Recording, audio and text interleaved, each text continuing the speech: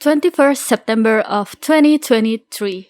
I just recovered from typhoid fever and decided to install this little game called Disco Elysium on my laptop. It has been sitting on my Steam library for over a year, and I decided that it was the perfect time to finally play the game as I wait for class. I sat there, still empty because I came 1 hour early, and finally opened the game. Jump scare! A wall of text that I can barely comprehend. Also, dice? But where's the dice? It's just written as chance percentage. What the fuck is going on? I was not familiar with the world of tabletop RPG, so I feared that this game might not be for me. But to be fair, I thought the same with the Persona series, and now it's safe to say that I am kind of a Persona connoisseur. So I'll give this game a chance. I played more and then lost all my progress because class started and I didn't know how to save the game, then played even more, and holy shit.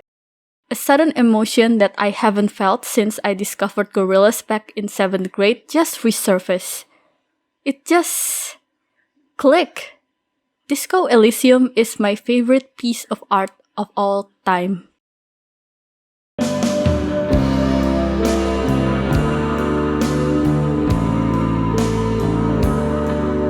It's unbelievable how amazing Disco Elysium is. Such a poignant yet hopeful story about the state of the world we live in disguised as what is supposedly a regular murder mystery game. It has a fantastic memorable cast, gorgeous character designs, incredible world building, and god, it just ticks so many boxes on my stuff to hyperfixate part of my brain. Yet, not gonna lie, I feel deeply unqualified to talk about this game. It's such a masterful, layered game that was achieved by a decade of world building. Meanwhile, my writing skill is feeble. Look, you've seen my channel, I usually just want to shitpost and have a silly time. Every time I write my thoughts, I feel like someone out there already made the points I wanted to make, but with better prose and deeper analytic skills. But in spite of all that, I still want to express how much I love this game, even if it's just a ramble of things I like and not a deep analysis. I don't know, I must do it. When I walk, I think of Disco Elysium. When I sleep, I think of Disco Elysium.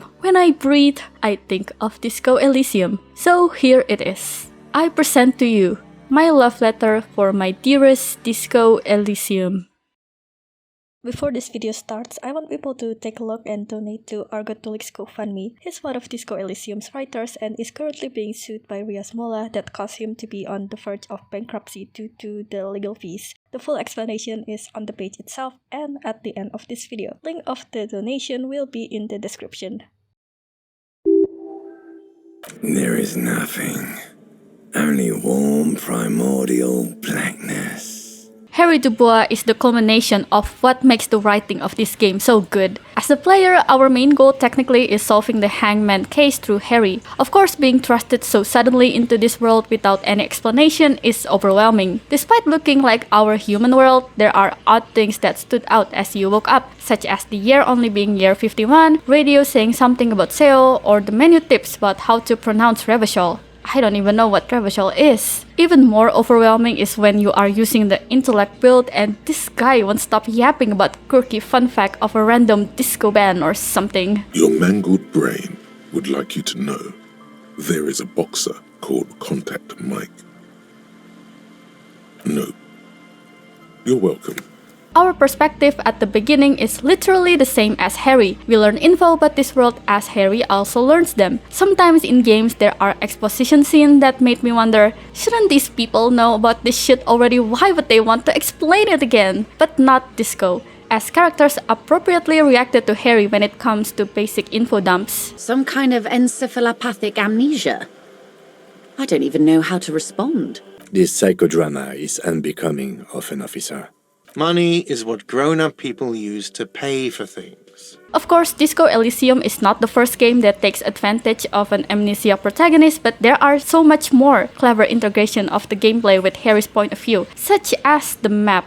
In most games, they help you fast travel and they include most, if not all, the places in the game. But in Disco, the map is pretty much outdated and you can only fast travel to 3 places. Might seem pretty useless, as I didn't even know I could fast travel when I first played the game, but it served a purpose in the story. Let's compare 2 quests. helping Everard Clare and helping the church speed freaks. Both quests has similar tasks, get some things and talk back to back to several people. But notice how there's no shortcut options for Everard. Even if you already talk to Everard, you cannot fast travel to his office. You still need 3 loading screens and a bunch of walking around. Meanwhile, the church quests have a lot of shortcuts. You can use the makeshift bridge to talk back to back between the speed freaks and Suna, then you can fast travel to Whirlings to get Suna's filament in the bookstore, which also has a shortcut on the back. Almost like Harry viewed Everard's quest as very tedious while the church quest is exciting and it's his curiosity. As a man of the left himself, Everard probably isn't too happy with cops potentially intervening the strike, but he doesn't want to completely shut off any cooperation just yet. Sure, he'll give Harry a piece of information, but he also wanted to see Harry suffer in his own petty ways. So tell me, how can the head of the Debarders Union help a representative of the Revachol Citizens Militia today? The chair you're sitting on has got to be the most uncomfortable chair in the world. Joyce's placement in this game is also quite deliberate. Of course, a massive corporation wanted to reshape the narrative of its workplace to the cop first. So as a result, Joyce is easier to reach than Everard because she wanted to paint Everard as this evil, corrupt mob boss to influence Harry's judgment. Absolutely no loading screen at all, and you'll definitely see her because she has a massive boat. Seems like some players' opinion about Everard still got influenced by her too after finishing the game, but we'll get there. We'll get there.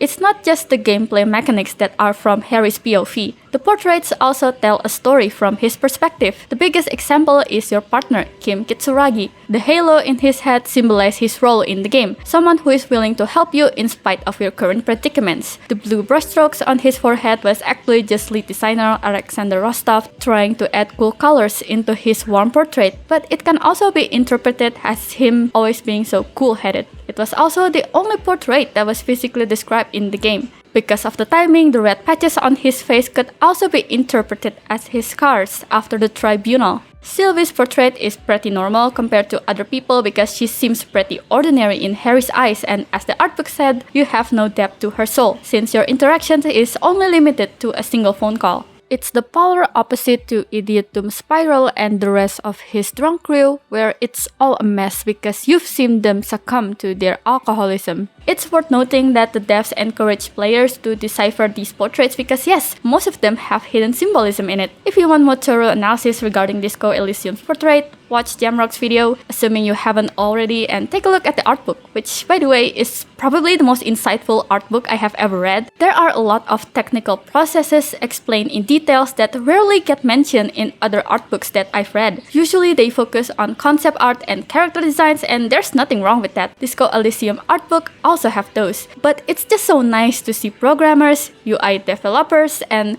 other technical part of the dev team getting their spotlight.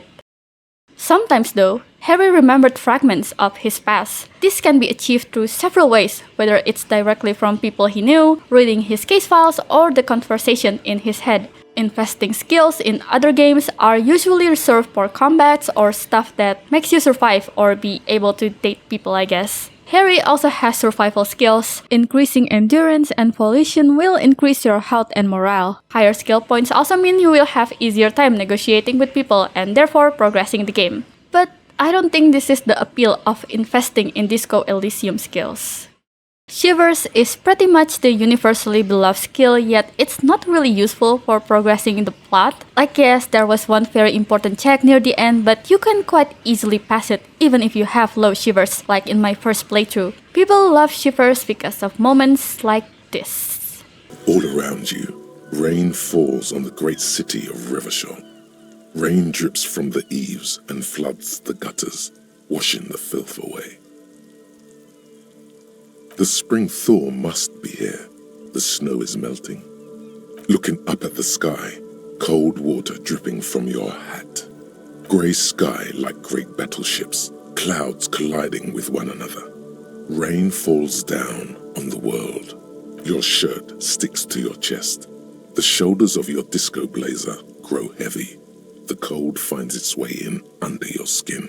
You shiver, and the city shivers with you. Despite being confined in a single city, Shivers helped to illustrate Revachol to such meticulous details with its beautiful prose. You don't see many Revachol districts in the game, but Shivers make you feel like you were there physically. Shivers is also a unique skill because sometimes a beautiful, bone-chilling voice will take over, which is the city itself. I am a fragment of the world spirit, the genius Loki of Revachol. My heart is the wind corridor. The bottom of my hair is red. I have 100,000 luminous arms. My favorite part of revisiting Disco Elysium is her foreshadowing future events. Like in the first playthrough, you have no idea what she's talking about, but now that you know what would happen, you're just like, oh shit. Look under the floorboards. You get the feeling that she's everywhere, in the cracked asphalt, in the tree, in the ray of light seeping through the windows, watching you with tenderness in her heart, as if you are the last glimmer of hope in Revachol. Insane how this skill that doesn't contribute to the investigation much became one of the most prioritized skills to have because the world of Elysium is just so rich and we are hungry to explore it. I truly cannot wait to revisit it in the upcoming Disco Elysium Another skill that I fucking love is Esprit de Corps. When I first played this game, I was like, nah, ACAB baby, I'm not gonna support cops in any way. Shaking my head and fist every time Harry does his job so that people know I hate the police force. But oh no, this skill isn't used to make cop business easier. Again, it's barely used for the murder investigation. Esprit de Corps is a skill that lets you know events that happen in your workplace, or the RTM, even without you being physically there. Yes, you can do telepathy in this game, and it is especially useful to know your partner, Kim Kitsuragi's thoughts on everything that you do. He's not going to call you Harrier. He'll keep calling you Officer when he's angry with you, and Detective when he's not. Half-Light is kind of your fight or flight reflex, a useful skill to scare your opponent, but honestly it's just entertaining to have a little voice in your head to tell you to do murder as a treat. I love him so much that I even made a bootleg t-shirt out of him. I know I was hard on Encyclopedia at the beginning, but once you understood the setting and the gameplay, his random trivia is very insightful. Knowledge of the Isolas outside of the one you reside in, the history of Dolores Day, the king of Revachol's supposed cocaine stash, you can uncover a lot of lore through him. I could talk about each skills all day, but my point is, you invest in Disco Elysium skills not to be more powerful, but to learn more about Elysium and its rich history. Of course, not limited to its citizens, which we'll get to very soon. The skill system is related to the thought cabinet, the place where you store various questions that are brewing in your mind. Finishing those thoughts will reward you with various bonuses or punishments that are related to your thoughts. Actual art degree will give you -1 for hand/eye coordination skill because you constantly shake your fists over bad art. Trite, contrived, mediocre, milquetoast, amateurish, infantile, cliché and gonorrhea-ridden peon to conformism. But you will gain +1 morale for all conceptualization passive because don't you feel good after spouting epic clapbacks on a quote retweet? White Morning, a thought about Harry disassociating, will reward you with a much more clearer vision if you're zooming out. A really clever yet horrifying interpretation of how dissociation feels like. Of course, I have to talk about my favorite thoughts of all time, Homosexual Underground, which is just Harry having a bisexual crisis. It took 8 hours to ruminate, the longest one in the entire game, and you will get absolutely nothing. Well, except the ability to ask about Kim's sexuality, which is the most important investigation that we must solve. But am I? I'll spare you another 20-hour mind project. Yes, I am. Now let's get back to work. Details of Harry's past can be revealed through the cabinet, ranging from finer details such as bringing of the law, in which we learned about Harry being a polio survivor, to something like the rigorous self-critique thought. You held a young woman by the arm and kept her in your apartment for 20 minutes against her will. That's right. These are not flights of fancy. These are real deeds, Harry, emerging from the darkness of your past. Yeah, Harry is not the nicest man to say the least. Even if you play as the nicest, sorriest cop in Martinez, his past always came crawling back. He verbally abused his co-workers. Certainly, the nickname Horse-Faced Woman did not come out of respect for Judith.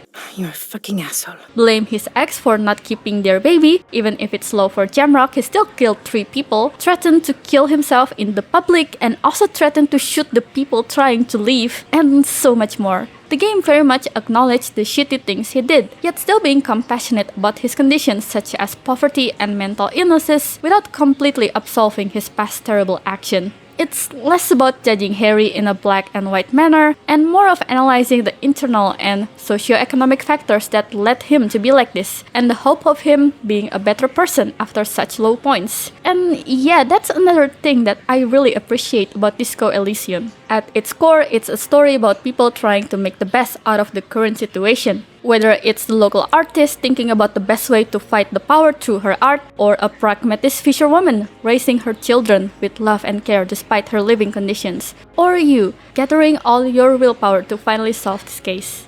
It's really beautiful. Okay, at this point mentioning the infamous tweet about how Disco Elysium should have been a witch girl cozy wholesome chungus game is like beating a dead horse. Everyone has already stated their mouthpiece. I'm probably just gonna repeat what others have said. However, one thing that stood out from that thread to me is OP mentioning that Harry is a generic white man protagonist. The thing is, I can absolutely see where OP is coming from. I've been watching some movies that are often grouped as quote-unquote sad lonely white men stories like Her, Anomalisa, Lost in Translation, Eternal Sunshine of the Spotless Mind, etc. And even though I really like those movies, well, except Lost in Translation, I just can't help but feel a certain disconnect between me and the protagonists of those movies. The inner conflicts of these protagonists are very centered towards their past heterosexual attachment towards an ex-partner. Sometimes I struggle to think about the main characters' personalities that aren't related to the typical white man missing their wife woes, especially in Anomalisa. I'm sorry guys, I tried to love the movie but I couldn't. So what makes Harry different? I mean, one of the game's main plot is about Harry's breakup with his fiancée,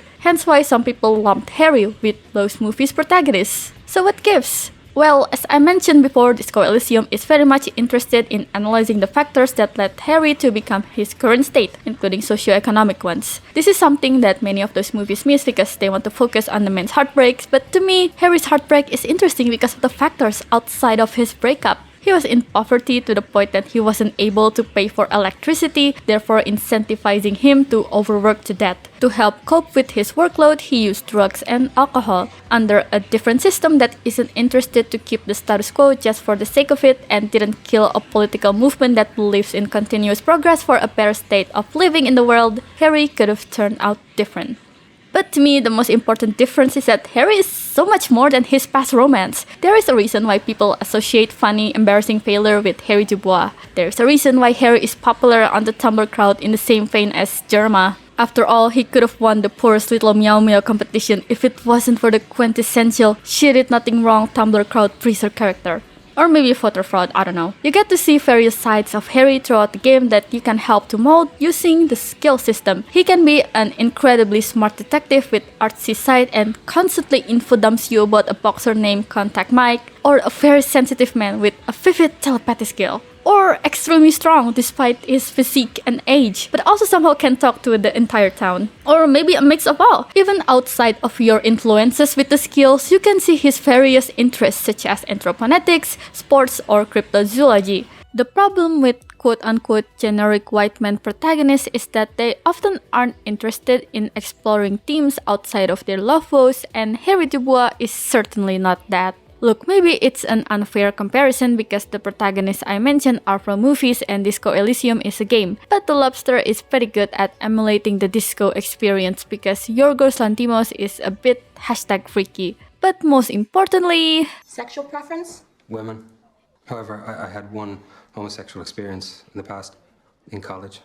Is there a Bisexual option available. And shout out to the bias, you ain't gotta pick a side. Just through Harry alone, we can see how nuanced and political and good Disco Elysium's writing is. It's so good that the mainstream success of this game kinda baffles me. I expected good reviews and winning a few awards, but not in the level of winning all 4 categories it was nominated for on the Game Awards, including Best RPG over Kingdom Hearts 3 and Final Fantasy XIV. Do you have any idea how insane it is that a new indie game with heavy political themes can beat motherfucking Square Enix? I am glad that more people are exposed to the disco, even if they aren't the most political person ever. But I just can't help but wonder if the people who voted for Disco Elysium saw this game as more than just a wacky murder mystery game. In this era of video game TV shows being picked up because of IP recognitions, Disco Elysium adaptation really scared me because if put in the wrong hands, the writing and its political roots would be sanitized to hell. I just cannot see a reality where Netflix executive would greenlight a script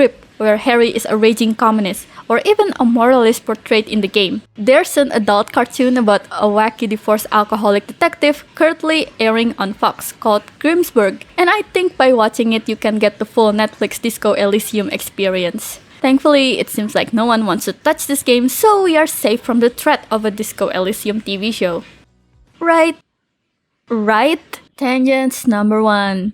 Disco Elysium TV show! On February 17, 2022, the internet was hit with man-made horror beyond comprehension. DJ2 Entertainment has signed a contract with Amazon to adapt multiple games into TV shows, which includes Disco Elysium.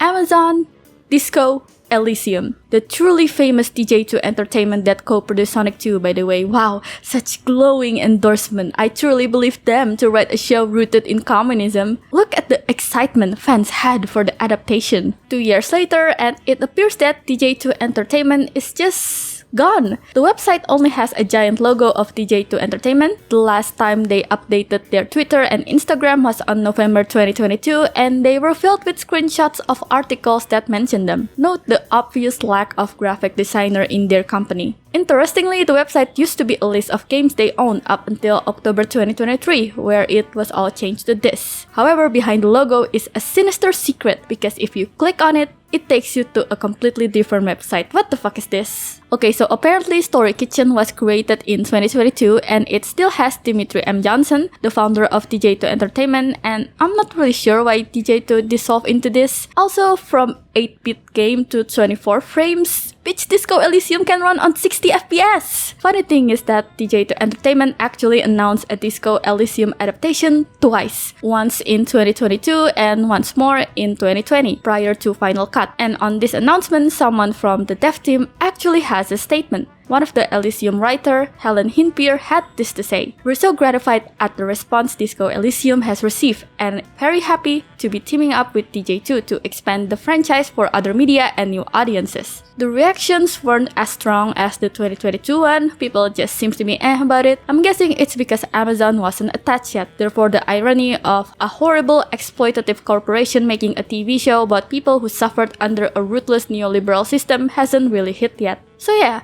this show is 4 years in the making, and yet no director, no cast announcement, absolutely nothing. As a comparison, the Fallout TV show was announced in the same year, cast and crew were announced 2 years later, and it's already out in April of this year. It's pretty good, by the way, even though it did not fill the New Vegas void in my heart. So where's the damn Disco Elysium show? I'm sorry to break the news, but the show is absolutely dead. Dabba-doob-doob dead. I think DJ2 Entertainment is one of those companies that buy the rights of video games in promise of a TV show yet never delivered. There's also the Zaum legal trouble, which could complicate production, but considering that the Life is Strange show, also produced by DJ2 Entertainment and apparently Shawn Mendes, never got past beyond the announcement either, despite that the company behind it is doing fine legally, I think the Disco Elysium adaptation will never be made, even if Curvit still got the rights. This is not actually the only Disco Elysium related media not made by Zaum that got cancelled. Around fall 2023, a prominent content creator on YouTube released a video titled "Coming This Fall," a teaser of his upcoming videos in the future.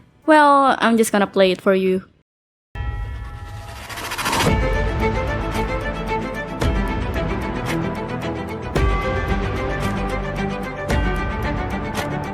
No! James Somerton, Disco Elysium! I clicked on this video out of curiosity of what James would have covered had H-Bomb not exist and thought, imagine if he made a Disco Elysium video.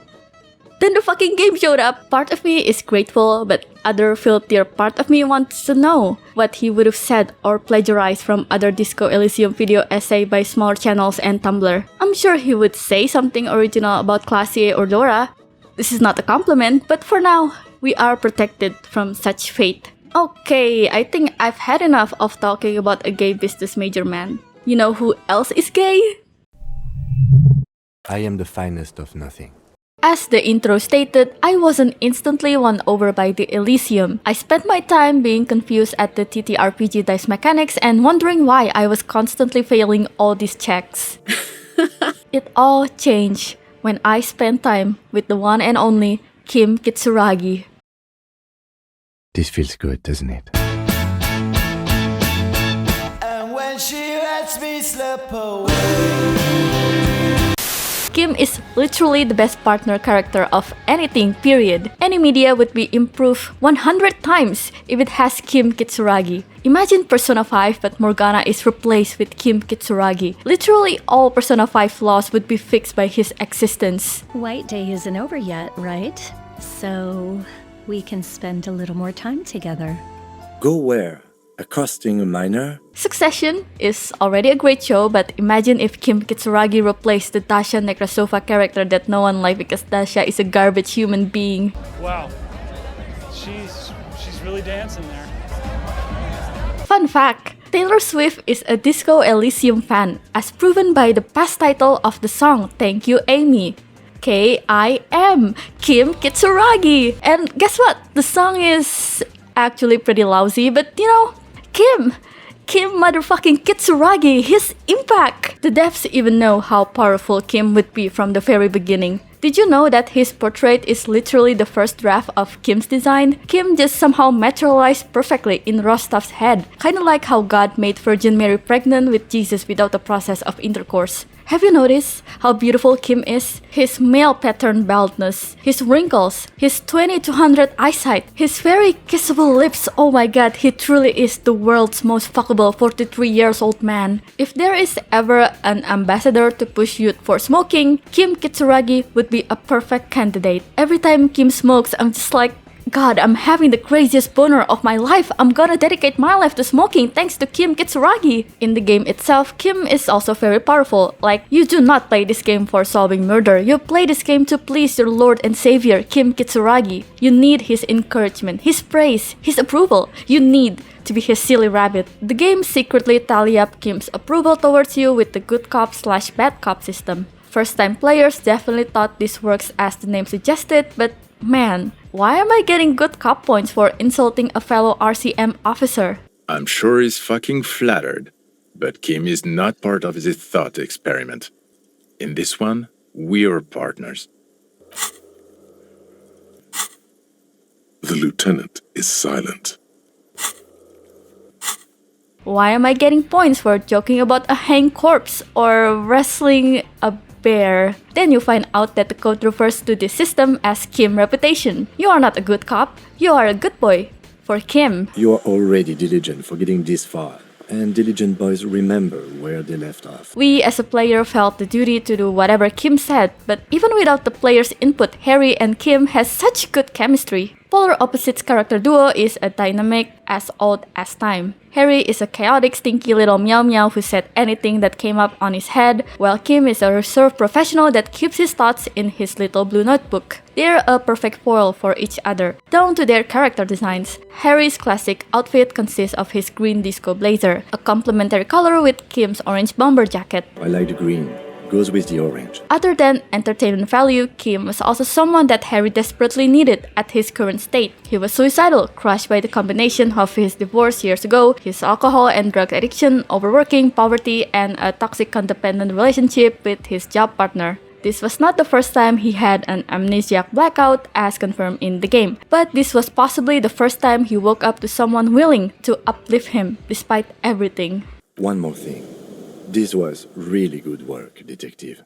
Some people attributed Kim's professionalism as just him being a boring man and a boring cop. But man, Kim is anything but boring. He does joke around and he has his own silly interests. It's just that he's only known you for a few days, so he's a bit reserved about it. Unless... Oh, this and that. Let's not get into it now. First of all, Kim is pretty much cosplaying every day as a revolutionary pilot. His pilot dreams were crushed emo Paul Dano style because he found out that Revachol didn't have an air force. Okay, I wanted to become an aerostatic pilot. Then I turned 10 and realized we no longer have an air force. So he compensated. Of course, when compared to Harry, his outfit looks normal because Harry is, well, Harry. But then you meet John and Judith and Tron and realize that side by side, he looks like a fucking nerd. Binocular? Then of course, you have the kinema. Kim loves automobiles and his kinema, even the card admitted it. However, he will only share his love if you started it first. When Harry suddenly showed some advanced knowledge about his kinema, he would be secretly excited and low-key being smug about it. 7.2. Supercharged. He's also a bit of a reckless driver. I mean, his modified kinema is so loud that it resulted in two major plot points, which were Harry waking up from his drunken rampage and Ruby escaping from Isobel's shack. Though he's less excited to talk about this part of his automobile hobby. I'm not some kind of speed freak, or...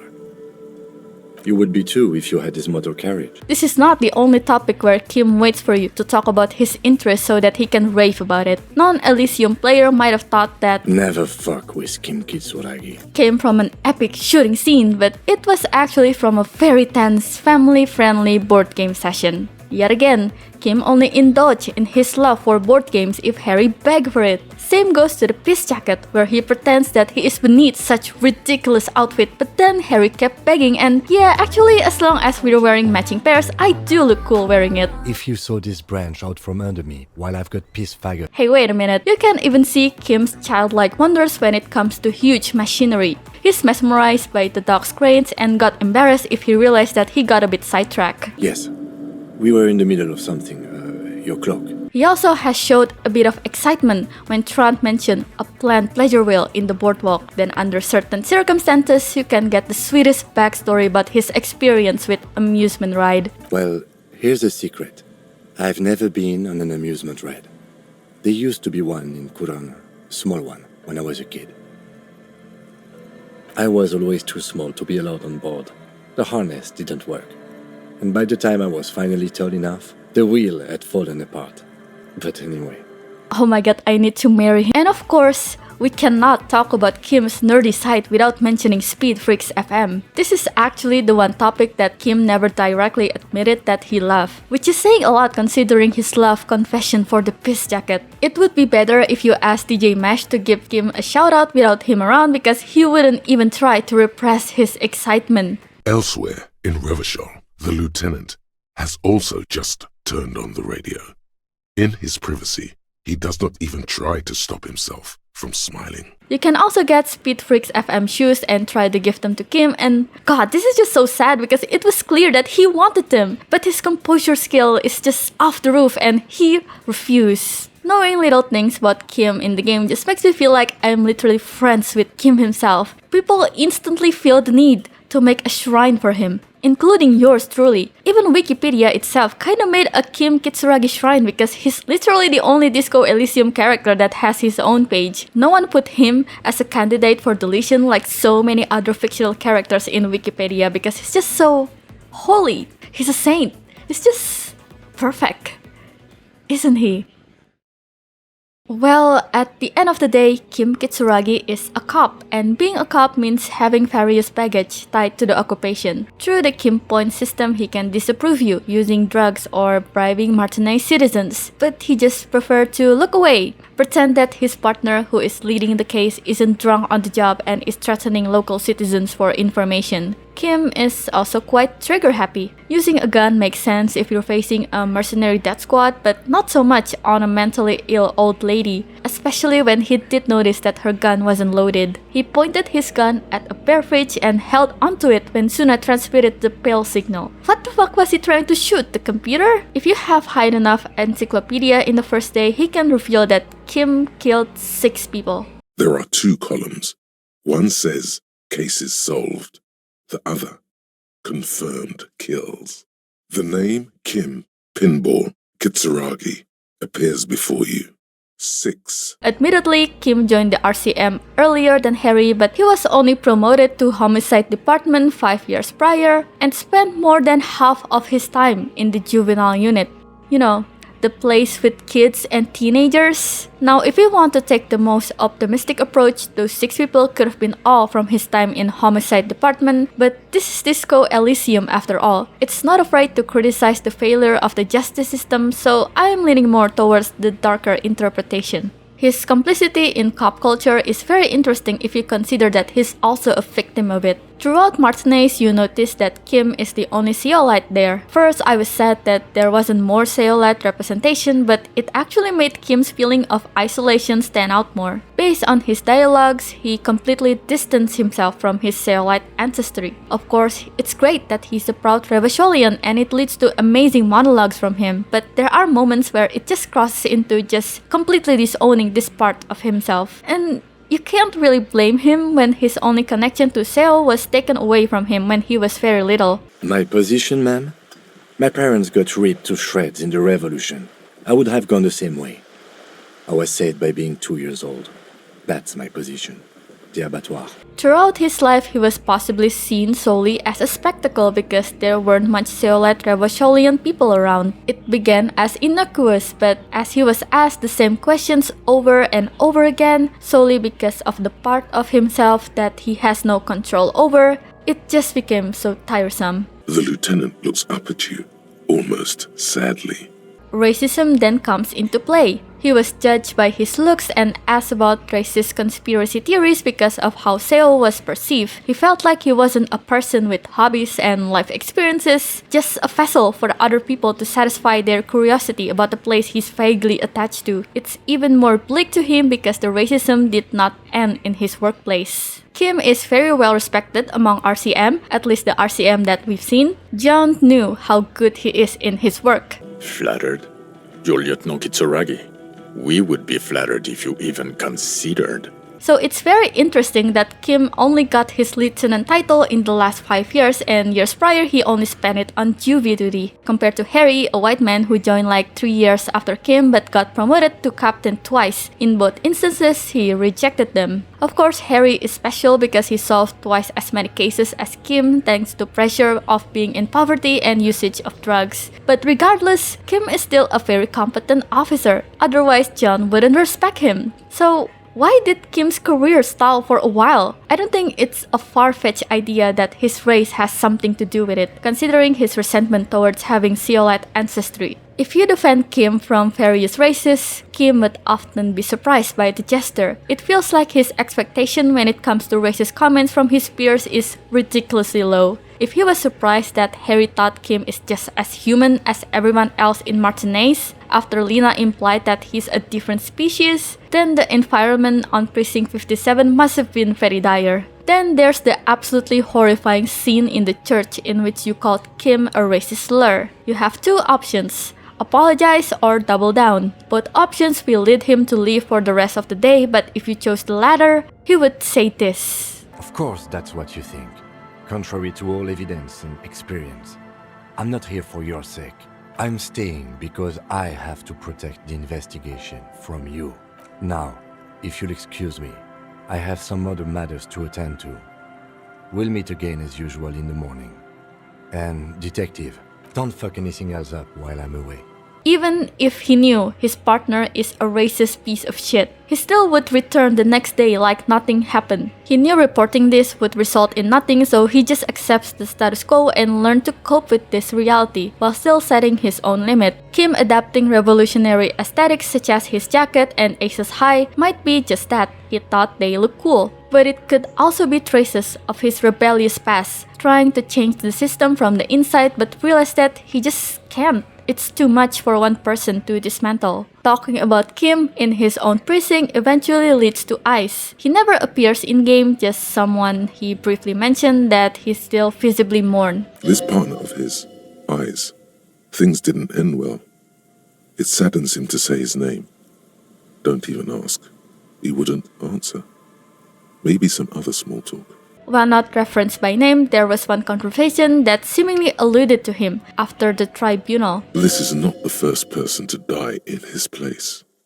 He goes on. Ice was at least someone that Kim truly trusted in such a harsh environment. He probably knew about Kim's hobbies, personal thoughts, and even sexuality much deeper than Harry did in the game. So seeing one of the only people that he could be vulnerable with die in front of him must have been a traumatizing experience. It could be one of the reasons why he was so trigger happy. Perhaps he just didn't want to relive that experience. There were also implications that this was a recent event if you look at Kim's paperwork after the tribunal. This year, you can see references to The Child, Dom's Unfinished 2, Motorcycle Emptiness, and The Man with the Hole in His Head. Despite having such a fresh wound, Kim still kept up his professionalism. Not once did his mask break because of his mourning. Again, these are just speculations, but I just adore that even just a tiny mention of Kim's backstory can have so much implications about Kim as a person. Kim is complex. We love to put him in such a high pedestal because he's such a good partner, but he's also very flawed.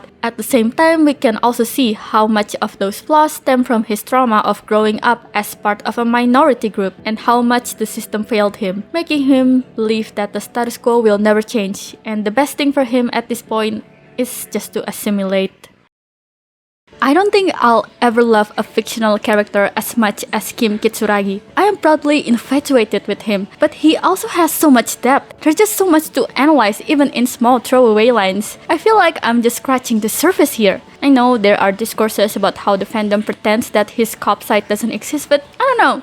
In my experience, my knowledge of Kim not always being morally good came from the most thirsty Tumblr Kim sexuals that throw the holiest Kim Kitsuragi fan art because they have the need to analyze every little things Kim Kitsuragi did. It just kinda depends, you know. Anyway, Kim Kitsuragi is so good that I wish there was a Kim Kitsuragi too. Like, imagine if there's another Kim, perhaps with a wacky partner as well, but not in the disco universe. Completely different, yet just as awesome sauce. Tangent number 2. Wexler v Kitsuragi. Better Call Saul is a show about a male character that has done a lot of terrible, morally questionable actions in the past. Again? I can't believe this shit. He is frustrated with his job, yet still determined enough to solve cases using his, let's say, unique unconventional method. He befriended someone named Kim, a seemingly stoic figure that loves to smoke, finds him to be amusing, and deep inside is just as silly as him. Oh wait, I think I read the wrong script. Hold on, let me just... Okay. Disco Elysium is a game about a male character that has done a lot of terrible, morally questionable actions in the past. He defecated through a sunroof. He is frustrated with his job, yet still determined enough to solve cases using his, let's say, unique unconventional method. He befriended someone named Kim, a seemingly stoic figure that loves to smoke, finds him to be amusing, and deep inside is just as silly as him. Oh wait, I think I read the wrong script again. Holy shit. Oh shit, this video is just a mess. It's just so funny that two of the most well-written and the hottest characters in any art form are both named Kim. And they happen to be so similar and also have similar partners that unfortunately did not share the same first name. God, can you imagine if Saul's real name is Harry McGill? Kim and Harry only met for 3 days, so their long-term dynamics is up to interpretation. But I kinda imagine that it could also be similar to Kim and Saul. Both Kims held their partner responsible, but they are willing to quote-unquote clean it up out of love for them. The question is, how far is Kitsuragi willing to go? Wexler indulged in the dark side near the end of the series. She no longer views it as cleaning up Saul's mess, she genuinely found it very fun. Let's go through such meticulous planning to defame this one lawyer out of personal vendetta. I don't think it will backfire at all! We all know what happened to Wexler and Saul after that, but God, fucking imagine if Kitsuragi and Harry got into the same situation. Kitsuragi being so enamored with Harry that he started to ignore the morality of Harry's plans because he had so much fun with him, until it all came crashing down. Kim, you're shitting me, right?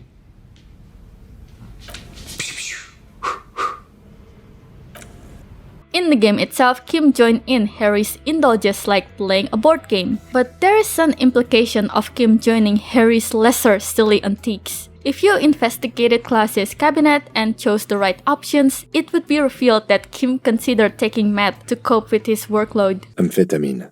Does it make you a better detective? There is little condescension in his phrasing, more measured curiosity. Maybe I should. The beating he took must be more serious than he lets on.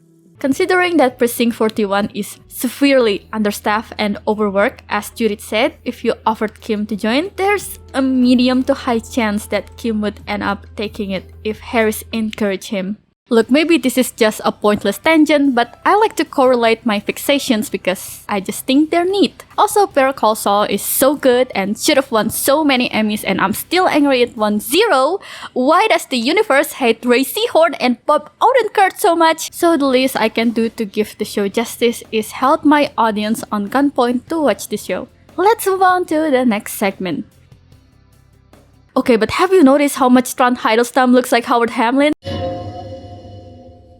I hope she loves me too. Martinez is one of the most detail-rich video game settings ever. Every corner of the street there are new stories to discover, even just through the small description of an object. The world building of this game isn't just limited to Martinez either. You can learn Revachol's districts and each of their distinctions through achiever checks, or even go beyond that through Joyce's history lessons. Without visuals, it's really overwhelming to grasp how huge and foreign this world is, yet it all seems so familiar. Mundi consists of superpower nations that occupied many places including Revachol, similar to West Europe. Seoul is an isolationist isla that became an object of conspiracy theories, a very obvious reference to China. The comparisons aren't matching one-to-one, but the sense of familiarity mixed with something unknown is part of why I'm so interested in learning about this world. And the culmination of this real-world/fiction fusion lies in The Pale. The Pale is an abstract. It's a collection of humanity's past memories or even future.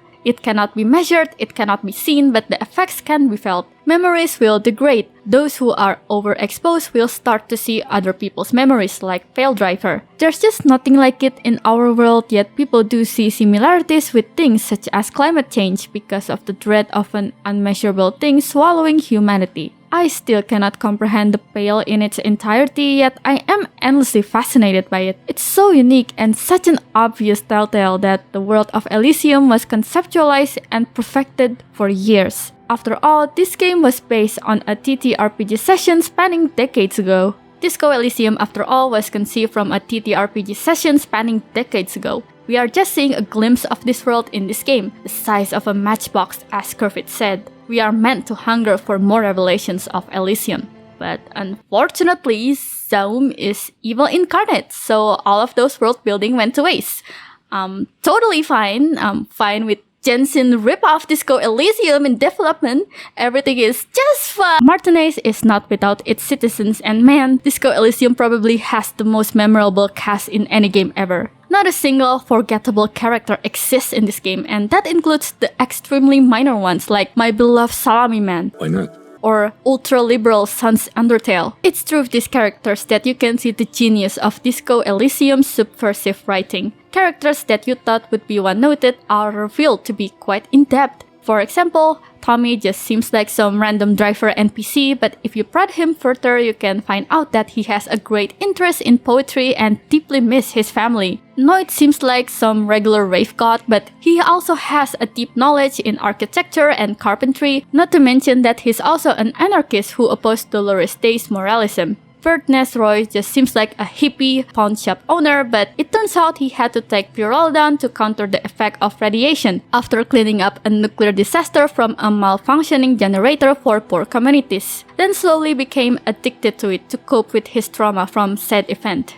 Plaisance was portrayed as an unlikable bookshop owner that left her child in the cold to work, but if you call her out, it'll be revealed that her mother treated her the same. Her husband Loki neglected her, and she has a dream to make it into the rich suburban neighborhood, not realizing that the amount of wealth needed to afford that kind of place will never be possible for her to reach. The working class woman you bothered at the bookstore just seems like some random NPC for a hilarious side quest. I mean, she told you are a cockatoo after all and shooed you away to find her missing drunk husband. Oh, this just seems like another wacky adventure of Harrier Dubois. Then you found him dead in the boardwalk, still wearing the jacket she hand-stitched that he refused to throw away. The moment Harry delivers the news to her is the precise moment when I realized that, fuck, this game isn't like any others. Each description of the objects in her house revealed that despite their imperfections, they were a loving family. And now he's just gone. But he was just here, alive. It's such a massive tone whiplash, but it works. Under a different writer, this could come off as hilariously jarring, but Disco Elysium knows when to take things seriously, helped by the fact that it's such a realistic scenario. Death is unpredictable, and sometimes the people you love or even just vaguely knew die without warnings, with your last memory with them being a silly happy one. It's really surprising that such a heartbreaking yet grounded portrayal of death came from a minor character, which sets high expectation for the depth of the major ones, and yeah, obviously they delivered. Characters who played a major role in the story are so subversive that even people who finished the game are still manipulated about their true intention. Joyce was portrayed as an intelligent, kind, charismatic, and professional woman. She gave you money after all. How kind of her! Even though Cindy told you that she's scum, you just can't help but be charmed by her wit and deep knowledge of the Pale. Meanwhile, this Everett guy was portrayed as the big boss of Martinez. The hanging seems to be related to him somehow. He hired a racist guy as a guard. His union man seems like a bunch of mobs, not to mention that Joyce constantly warned you that he's a corrupt union boss. You see this portrait alone and immediately connotate Everett as that because, well, obese guy in a suit is the most common portrayal of greed in the media. Even Isabel viewed him as that. Then the poor get pushed out of their homes and the rich get a little richer. That's the way it goes. So no, I don't trust the fat man, and neither should you. In her mind, the Union is right-wing because Everard is fat. It's that simple. And there's no change in it. But there's a slow realization that their characteristics are the opposite of what the game feeds you at first. Sure, Joyce is still nice to you for the entire game, but she just nicely told you that her company sent a death squad to Martinez just to deal with the Union. Meanwhile, Everard really does care about Martinez. His plan to rebuild the fishing village wasn't born out of corporate interests. He really does care about the state of that place. There are kids practically playing with their own feces out there. It cannot go on. There is true indignation in his voice when he speaks about the state of things, and even a touch of pain. The pain is true. He's seen kids do worse than that.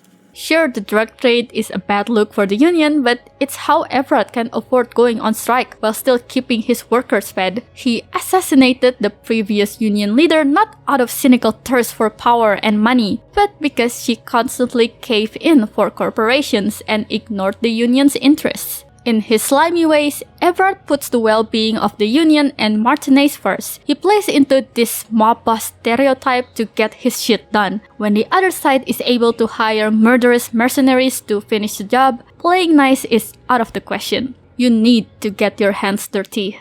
Glacier also plays a huge role in this game, and she's probably the most oftenly misunderstood character in Disco Elysium because of misogyny. I've seen some people completely hating her because she constantly lied, or even went as far as accusing her of causing the tribunal. And I don't know, guys. I feel like you are missing the bigger picture here. Sure, at first she seems like the classic femme fatale, manipulating people around with her beauty. But further interrogation reveals that unlike the traditional femme fatale, where their goals are more oriented towards their own ambitions, Glacius was more desperate, as she just didn't want her life to be taken away so hastily by moral intern. Her meddling with corporate espionage made companies go bankrupt, which caught the eyes of the moral intern, and as a result, Glacier became one of their biggest targets. What she did was on the morally gray area because technically espionage isn't prohibited in Revachol, but people lost their jobs and even their lives. Glacier knew this, and she deeply regretted it. Maybe you aren't convinced that she is truly sorry. Maybe you still think that she deserved to have a severe punishment. But consider that she was just taking orders from corporations. The people who order her to spy are still free to this day. It's easier for moral intern to target one person for all these terrible things while letting the group of higher-ups who told her to spy on corporations a slap on the wrist, because the latter would cause a higher instability and we don't want bread prices to be higher, do we? Arriving at Martinez, she just wanted to lay low and cope with her past using sex and drugs. How is it her fault that the tribunal happened when it was the Wild Pines that hired a death squad to specifically threaten the Union? The tribunal is gonna happen even if she didn't visit Martinez. She lied constantly to the police and Hardy Boys not because she has a dastardly evil scheme. She was just genuinely scared and panicked that the sniper might be from Mortal Intern. I am not absolving Glacier of any wrongdoings, but people portray Glacier as if she's a master female manipulator behind all the world's misery, when she's actually just a person with complex upbringings trying to survive in spite of all her past mistakes. Honestly, not too much different from our Harry Dubois. The moment that really humanized Glacier for me is the Shivers check. The Return. The Return, well, it's part urban myth, part political science. It's a fool's hope, sir, and it's also all I've got. They say there will be an event, that it will happen somewhere here, in Revachol West. They say it will happen soon, and that it will change everything. Despite her life being shrouded in fear and escapism, Glacier still had a spark of hope that all of this will change. A revolution will happen and hopefully she's there to see the fall of the oppressive status quo. Despite looking so bleak at first, Disco Elysium is a hopeful game, and this small part of Glacier's plot demonstrated exactly that. Okay, so there's one character left that I want to talk about that doesn't really fit the misunderstood by the fanbase category, but still worth talking about because the best part of his characterization is locked behind a tragic event no players wanted to happen. Does he even need more introduction? Let's just get into... Love it in the dick. When I first played the game, I didn't have a strong feeling for Kuno. I mean, I like him, he was funny, but I don't know, he's just some rando delinquent kid, who cares? At the tribunal, I passed all the checks. Elizabeth was safe, Titus wasn't killed. It was all going so well thanks to my big brain. All the checks, except the warning Kim check because I have one authority point. So I woke up and I saw this little shit replacing Kim in my party. My life was in shambles. Is this supposed to happen? Is Kim just destined to leave us for the rest of the game? Why must God constantly punish me by killing my favorite characters? After recovering mentally, I decided to load the save before the tribunal, and thankfully Kim was safe. The second playthrough is different though because I actually understood the game's mechanic. I got to know more about Kuno by passing the empathy check, and man, I love this ugly gremlin child so much. Kuno is a passionate, artsy kid that could be so much more if he wasn't raised in such a poverty-stricken and abusive environment. At first, Kuno stealing the bugs from the cryptozoologist traps just seems like some random prank. I mean, he often doorbell ditched plaisance, wrote graffiti in random places, and threw stones at a decomposing hanging corpse with a fair amount of velocity. Velocity was fucking max! Maybe he let the bugs free for shits and giggles. But he actually built a whole world for his bugs with districts and stuff, and he's just so excited to show it off. Locusts aren't just bug shit. They come out of the sky like a fucking shadow. Shit descends. His excitement for bugs is kind of foreshadowing for the Kuno ending, the best ending with the worst, most painful requirements, because you have to let Kim get shot and the game won't let you forget it. I'll go pay your partner a visit in the hospital. I hear he got shot up pretty bad. Who are you trying to prove this to, huh? Your friend. He's not here. He's dead, isn't he? Lieutenant Kitsuragi is barely clinging to life in the hospital. Alright, I get it! But god damn it, the Kuno experience is just so worth it. From the moment you woke up, Kuno showed great interest in police investigations. He learned all he could from live RCM radio and practiced it in the Kuno ways. Careful. Looks like we got a situation here. Those guys are what Kuno calls the army. They think they're a big deal around here.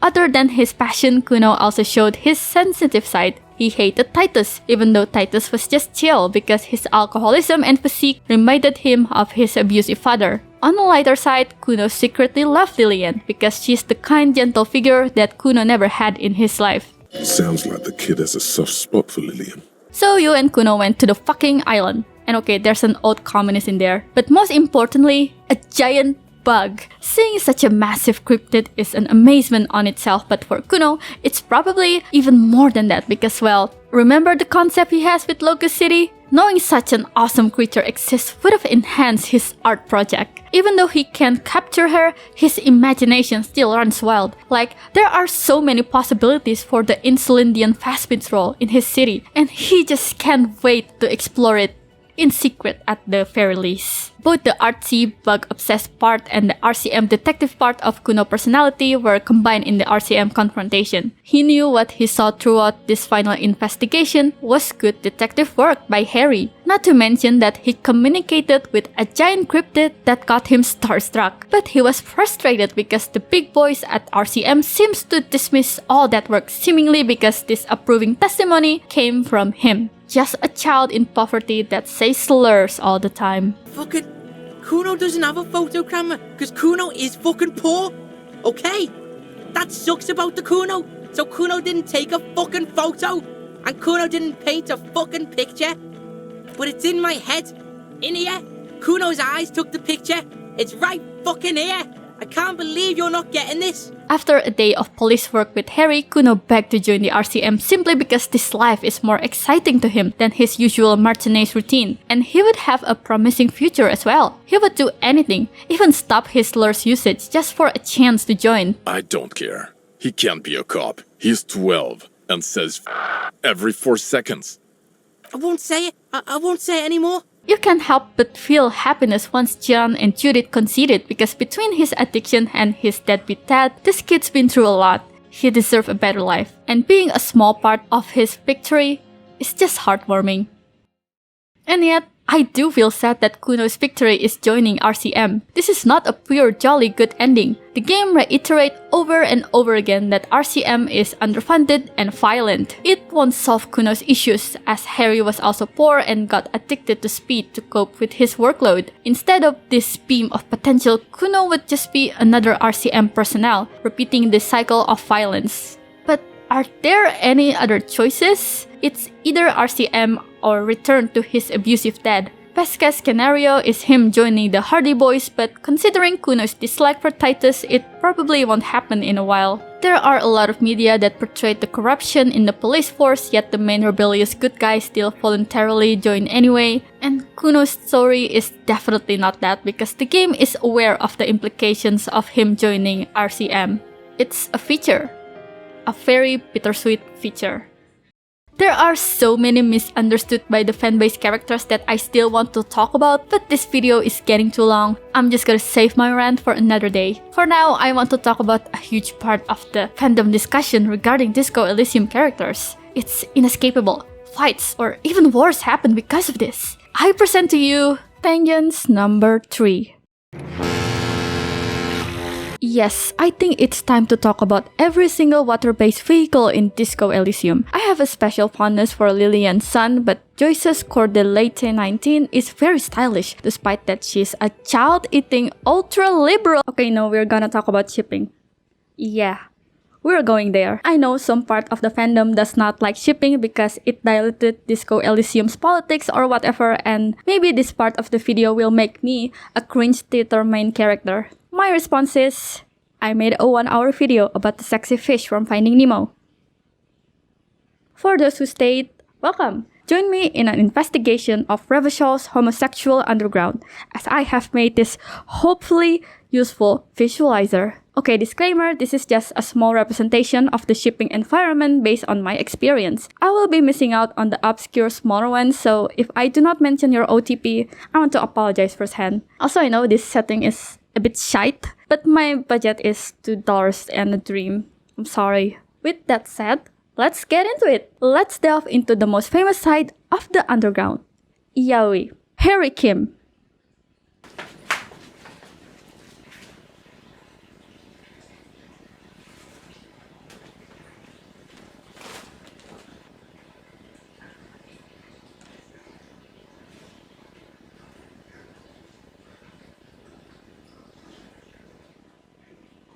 Oh my god, this looks like a fucking funeral. Harry Kim is the greatest yaoi ever created by man. I have never shipped anything harder in my life. You could consider this ship to be some sort of conflict of interest because I do want to kiss Kim Kitsuragi and I feel like I am literally Harry Dubois himself. But who cares?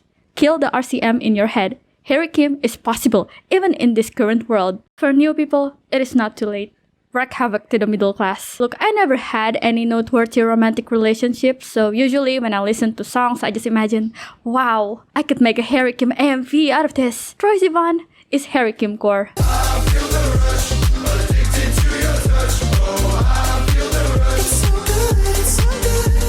Chappell Roan is Harry Kim core.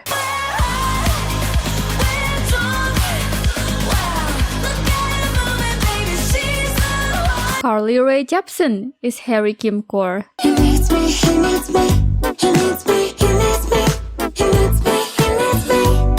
I acknowledge that this shit is stupid, but don't blame me. Blame the Harry Kim brainworms in my head. They just had such amazing chemistry together, with Harry being a silly disaster and Kim being the straight man. That finds him to be amusing. As much as he said he did not want to engage in Harry's bizarre non-investigation adventure, he sure loved to indulge with it anyway. You know, to hell with it. Let's have more cryptids. Okay, so fuck it. Top 6 Harry Kim moments that I think about very often.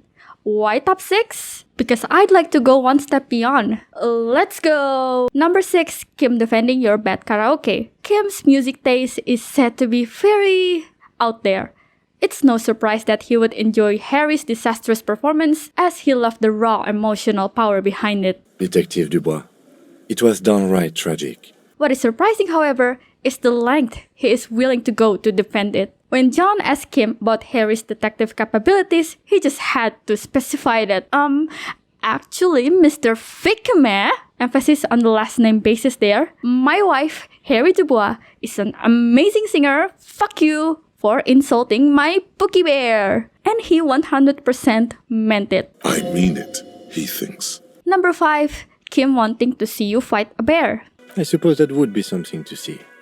What kind of bear are you thinking, Kim?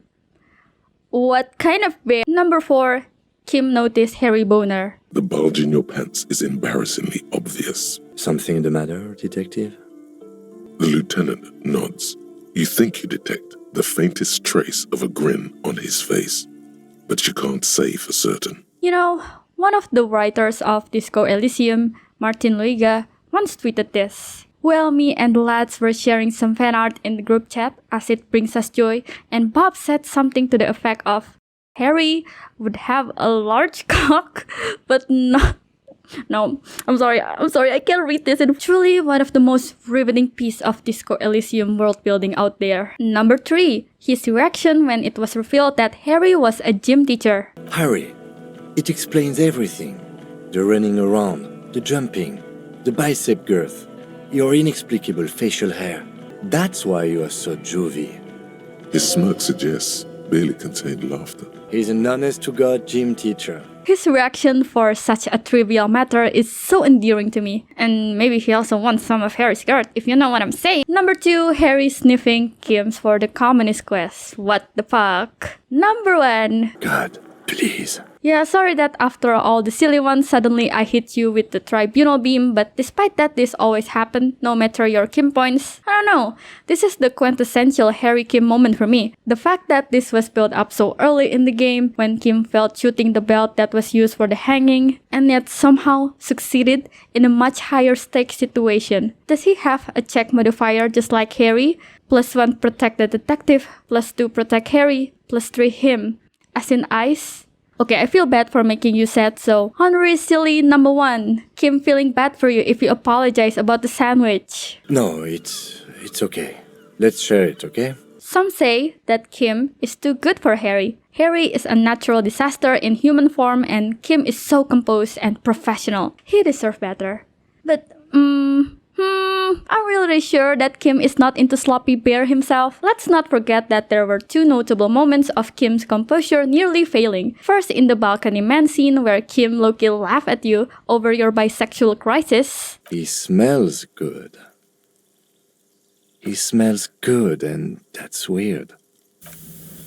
He's barely holding it together. It's all he can do to keep from bursting out in laughter. And second, in the karaoke scene. He's incapable of blushing, but if he weren't, he'd blush.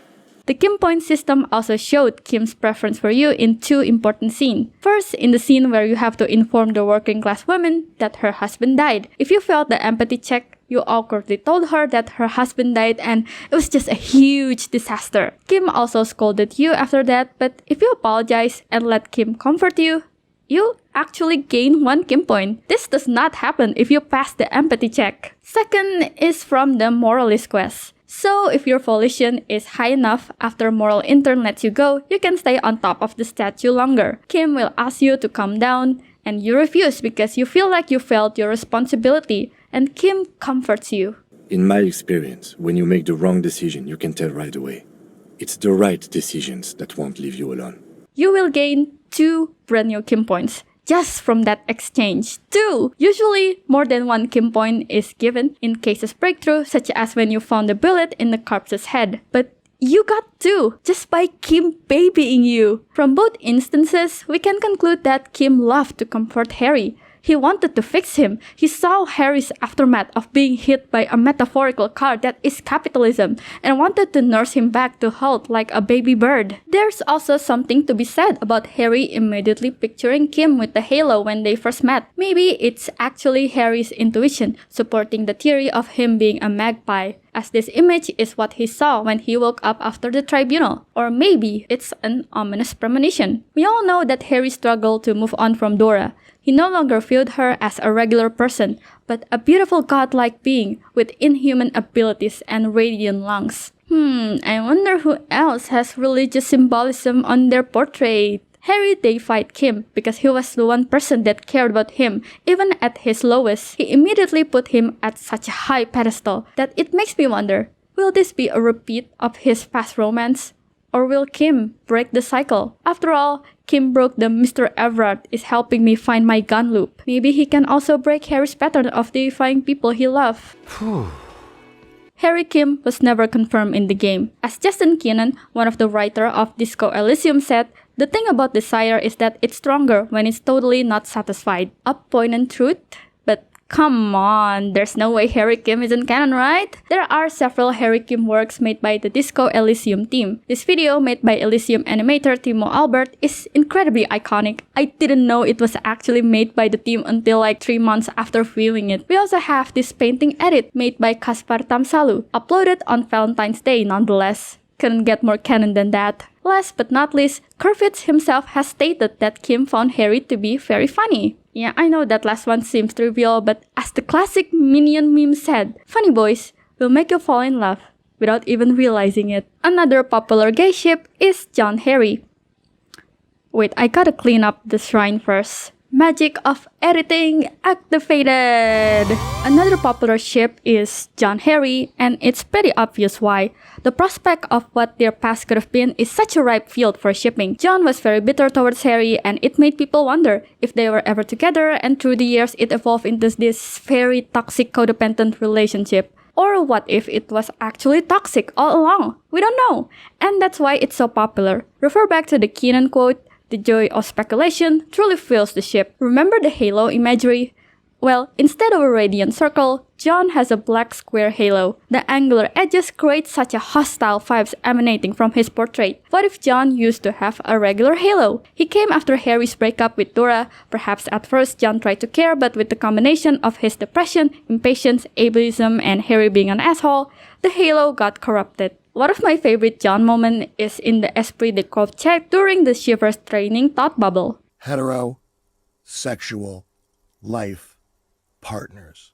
Yeah, it's such a classic funny scene, but I find the somberness of John's line delivery very fascinating. No, nothing. It's just, Judith went to his place and found the Monday mail unopened. I think he's still there. You didn't drink with him over the weekend, did you? I think you can hear the tiniest piece of him still genuinely caring for Harry. John's animation at the endings also showed exactly that. There's no words exchanged, but you can sense his camaraderie. Despite the harsh stuff he said, he's glad that his partner is back at the end. Since John has a small on-screen appearance in the game, despite what the fanart amount would like you to believe, I don't think the crew often brought up John Harry. However, Martin Luiga once again has shed some light regarding John Harry's canon status. I've got this idea idea that John is straight, but he's fooled around with Harry a few times at least. The world is cold and lonely and they are drunk and on drugs so often. John, rising up from bed beside Harry. Lol, that was a fucked up dream alright. Put some speed on the mirror. Wake up, Harry, we gotta get to work. Martin also said that John has C-cup breasts. So, John Big Natural's agenda is real. Next, we have the very underrated, literal old man yaoi that many people might have missed. Renee and Gaston. I guess the patang playing is already homoerotic enough, but they were actually canonized in the fascist vision quest. Harry asked Renee about what he would have done if he could turn back time. If you pass the pain threshold red check, you realize that Renee's biggest regret is him, Gaston. Described in the most heartbreaking paragraphs imaginable. There's tenderness in the Carabineer's look. Tenderness that's curdled into pain or something darker. Even worse, a love aborted and smothered, stamped beneath his brilliant boot heel. God, this fucking game. They took the haha conservative guy is actually gay and hypocritical trope and subverted it into how painful it must have felt like. Being in love became a burden because of the restrictions he applied to himself. At the very least, he spent his last days with the person he absolutely loved. There's this absolutely gorgeous, heartbreaking fan animation by XR Noodle on Tumblr, and I'm just disappointed that it only got a little more than 1k notes. Sure, that's a lot, but they should have like 5k notes at the very least. Look, if you are watching this, you have to like and reblock that post now. Serve your country, link in description. There are smaller ships. On RCM side, we have Tron John, Tron Harry, Chester and Mac, and also Kim John. You can also count Kim and Ice. Excuse my absolutely amazing fan casting of Ice here. Non-RCM-wise, Steban and Ulixes is a pretty popular ship. In this house, we support Mazovian yaoi. People don't exactly ship Harry and the Smoker, but he got Harry into a bisexual crisis, so I guess it's worth mentioning. Even smaller ships include Harry and the Idiot Doom Spiral because, the divorce aura. Sometimes I also see Everard and Harry because, well, this fella helped Harry find his gun. He's a bona fide hero. And last, we have Titus and Glenn, because he's Titus' best friend. There's a lump in his throat when he thinks of Glenn, lying on the plaza mosaic, bleeding. As the wise Harry Dubois said, I really like that cover, very futuristic, while pointing at a magazine cover where two women kiss, then proceed to lose some respect from Kim. Let's talk about Disco Elysium Yuri. Most famous one and actually canon in-game and is a huge plot point is Classy Ruby. Yes, Ruby is a girl liker. What the hell, man? I think the appeal of Classy Ruby to me is Classy's audacity, the toxic Uriness of it. They were close, perhaps bonded with their dark past that they wanted to run away from. Ruby with La Puta Madre and Classy with Moral Intern. And Classy has the audacity to fucking backstab her by saying that she was a predatory lesbian. I mean, I couldn't have a lesbian at my party. There are gonna be girls there in their bathing suits. I mean, right? She was a lesbian. And yet, I'm sorry guys, but I do have to defend Classy yet again. I mean, she did Ruby so dirty and it was so wrong of her, but Classy rejecting Ruby might have been her keeping her guard up. She came to Martinez just to have some quick flings, but then, oh shit, she became too attached to this beautiful butch. She wanted to run away together, but what if in the middle of their getaway, Moral Intern caught up with her and Ruby had to see her die? Or maybe Ruby was the one that got killed out of misfire. She didn't want Ruby to be tangled in her mess, so she let her go. But then you might ask, why did Classy sell Ruby out? Look, sometimes girls can do a silly oopsie, but keep in mind that Classy was so cornered. She didn't want her life wasted by Moral Intern, so as a last-ditch effort, she framed Ruby. Ruby had been building a Pearl emitter for a while. There's a chance that Classy knew about it since Fat Angus also vaguely knew, so she thought Ruby would be safe facing these two goofballs with her super weapon. And she was right. In another reality, Ruby and Classy would build a beautiful farm in the middle of nowhere, and they would share a beautiful kiss in the sunset. At Classy's birthday, Ruby would give her a bike, a cup would frost the rim of the drink glasses. Oh, and there's also a petting zoo with little white rabbits. Yeah, I love that too. But sadly, we can only achieve such reality through fanfiction. Too bad that despite being canon and a huge part of the story, Classy Ruby is still deeply unpopular. In AO3, the amount of Yuri Disco fanfics are like 4% of yaoi fanfics. Keep in mind that not all of them are Classy Ruby. Still, 4%! That is so insanely small! The preference for male-oriented ships is actually a widespread problem in most fandoms. At least Disco Elysium has an excuse of having a male protagonist and mostly focus on his point of view. Other fandoms weren't so lucky.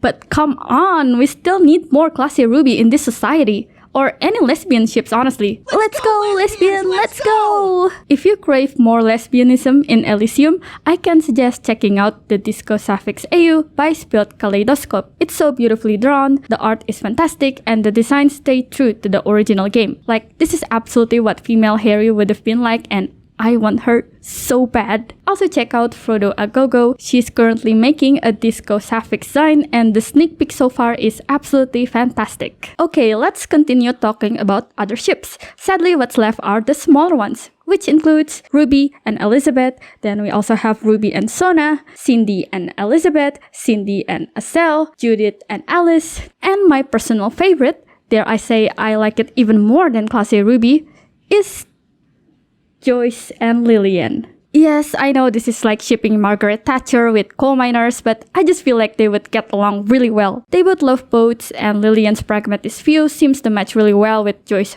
professionalism. Also look, they're both beautiful women. I'm sorry, I must see them kiss for my satisfaction. And by kiss, I meant Lillian stabbing Joyce with her massive sword. And also regular kissing. Sue me, whatever. Joyce Lillian forever. And now, we must sadly ascend to the heterosexual overground. Canon pairs include, of course, Harry and Dora, though obviously this was flashback stuff. Then we also have Harry and Lillian, because you could take her on a date and she will give you her awesome sword. Moving on from Harry, we have Lena and Morel, the only married couple shown in the game, Estelle and Andre, though I've seen the Speed Freaks being shipped as a polycule more than just those two paired together, and I very much support that. And last but not least, Garth and Sylvie. They're honestly really cute and I hope they have a nice date post-tribunal. Non-canon-wise, the most popular ship is Judith and John. And you look like you don't bathe, on principle. And that's it, actually. Yeah, there's really not much hetero ships in the world of Elysium. It's pretty much gay town in there. Let's do a statistical recap to make this tangent fancier. Unfortunately, I cannot count all existing fan art, but I took AO3 data from August as a rough estimate of the fanbase. As we've seen, gay ships are the most common ships here, consisting of 59.17% of total ships, followed by 6.09% of straight ships and 2.3% of lesbian ships. Okay, so I miscalculated the data a bit when I recorded this. Here's a detailed explanation. I don't think it actually affected the ranking, but I want this to be more accurate. 56% of Disco Elysium fics has Kim Harry, 16% has John Harry, and this is actually surprising. 5.3% actually has Kim John in it, more than John Judith, which is just 3%. Okay, back to me with blonde wig. In my experience, I've actually seen Jan Judith fan art more than Kim Jan, but I guess that's just what the algorithm has shown me. After all, F1 RPF is actually a popular thing in AO3, something that I have never heard of in my life. So yeah, really shows how the internet can be a bubble. Okay, now we are entering Ravagol's most eligible bachelor competition. Who are the characters that others desire the most, I wonder? And the winner is not so surprisingly Harry Dubois with a whopping 8 ships dedicated to him. He is the protagonist of the game after all, so we know his relationships to other characters the most. The next most shippable character is John Ficamere with a total of 4 ships. Maybe people are getting married in Ravagol after all. And the third place is a tie between Kim and Ruby with total of 3 ships each. Finally, we have achieved gay and lesbian solidarity. And that concludes this long-ass tangent. Okay, I am probably already hunted for being Tumblr cringe in a Disco Elysium video, so let's just go back to the normal disco segment. That the bourgeois are not human. I lied. There are 2 more misunderstood characters that I need to talk about. Steban and Ulysses are college students that you can meet through the Communist Quest. When you first talk to them, you get the sense that they are a bunch of pretentious, elitist, theory-obsessed communist students. How am I, personally, gonna rebuild communism with these 2 geniuses when all they do is drive away their fellow members over magic turnips? So yeah, not a great first impression for the self-proclaimed communist characters. Naturally, people's takeaway from this is that Disco Elysium is completely making fun of communists. Look at these leftists constantly arguing at each other instead of planning a revolution. Oh, look at them constantly citing theory without praxis. Oh wow, their theory are so stupid. There's a venomous resentment when it comes to discussions about Steban and Ulysses, and while I agree that there are some self-critiques about communism that the writers intended for them, I just feel like people completely missed the second day of the club meeting, outside of the meme-worthy part. No.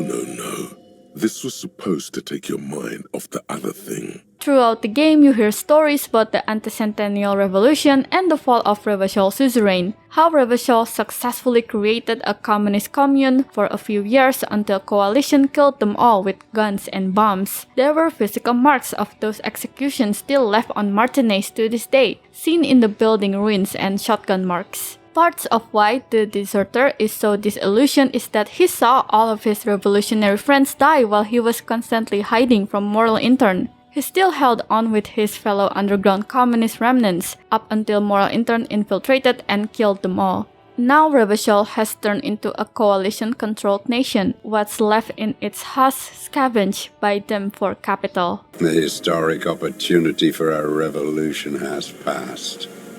It will not come back anymore, however hard I try, whatever I do. So hearing all these suppressions and deaths, one question is lingering in your mind. What's the point?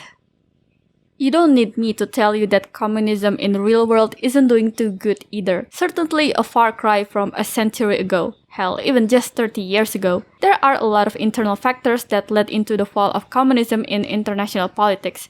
But it's undeniable that foreign, aka the US, interventions contributed to it as well. Inside the country itself, people were blacklisted for even having the slightest communist views in public, and any communist organizations were infiltrated and most likely destroyed from the inside. Those are already awful acts, but what the US have done on the outside were much more irreprehensible. Vietnam War is a huge example, but the US also carried other communist massacres in places like Brazil, Guatemala, Iraq, and of course my own country, Indonesia.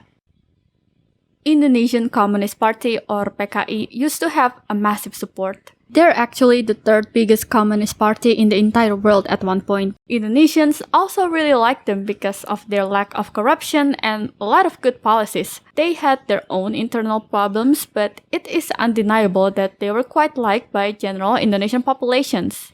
Right-wing military higher-ups certainly were not the general populations. 30th September of 1965 is a date etched on the brain of Indonesians as 7 military generals were killed. This event to this day is still shrouded in mystery, but what is certain is the massacre that came later. President Sukarno stepped down to make way for Suharto, and he blamed communists for all of those deaths. More than 1 million Indonesians were killed for being part of the Communist Party or even just suspected communists. The rivers flow red with blood.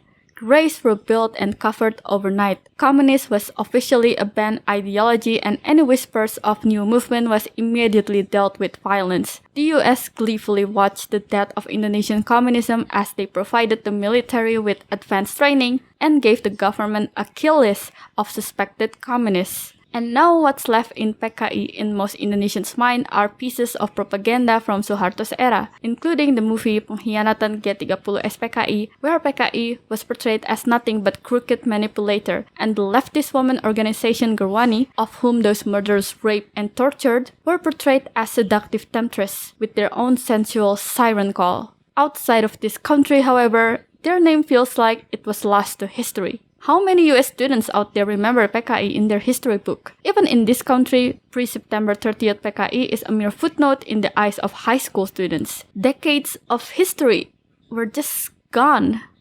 Sometimes it's just hard to not feel like the deserter, being bitter by thinking of what could have been, seeing a country with rich communist history now turn into a nightmare.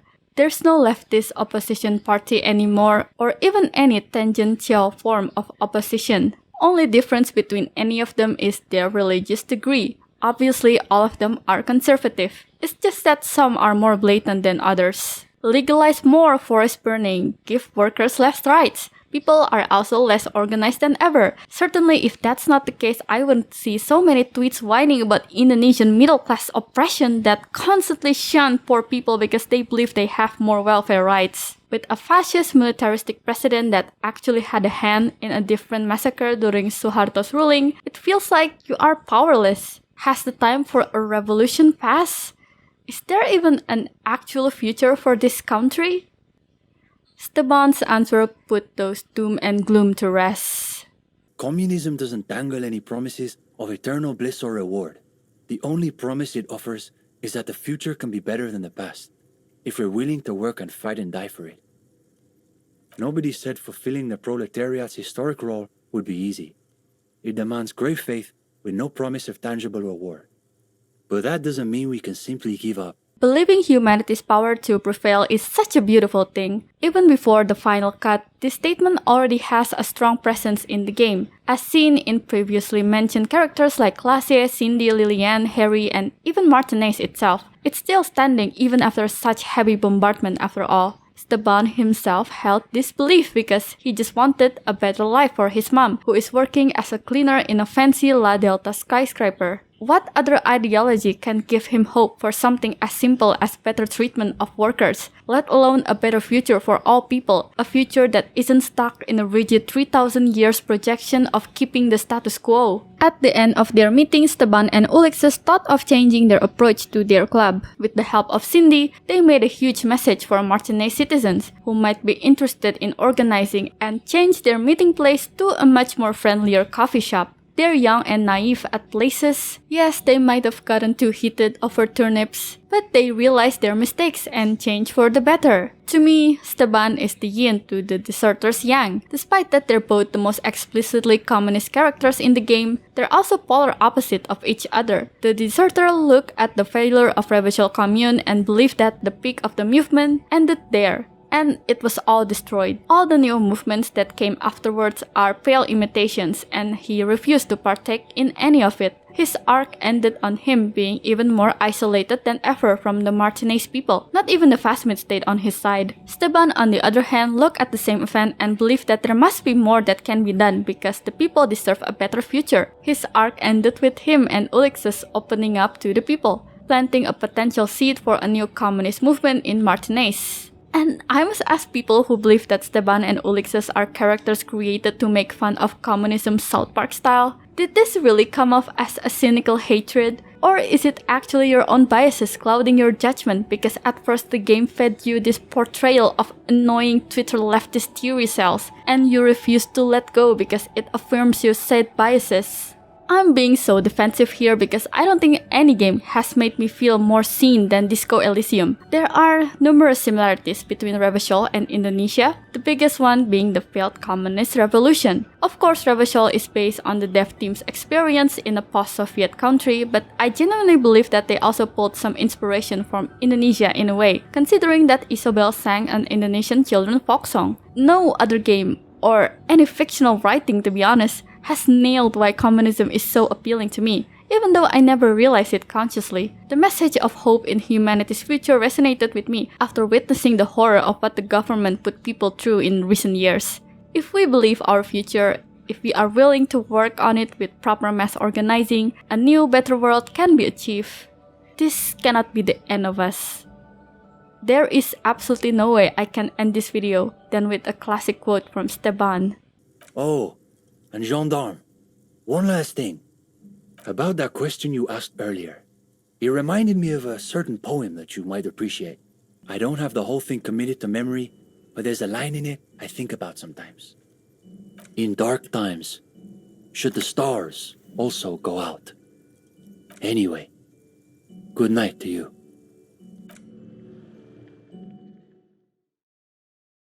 Tangent number 4. Oh my god, this video is done! This video is so late that there are already 4 separate ex-Disco studios, and one of them joining forces with the devil himself, or they successfully sued the best one that has such a disco vision because one of the investor is a garbage piece of CEO brain shit that exchanged Amazon gift cards for positive reviews for his coding bootcamp corporation. This could have been another tangent, but I'm tired. I don't want to write anymore. Just read this. I don't know.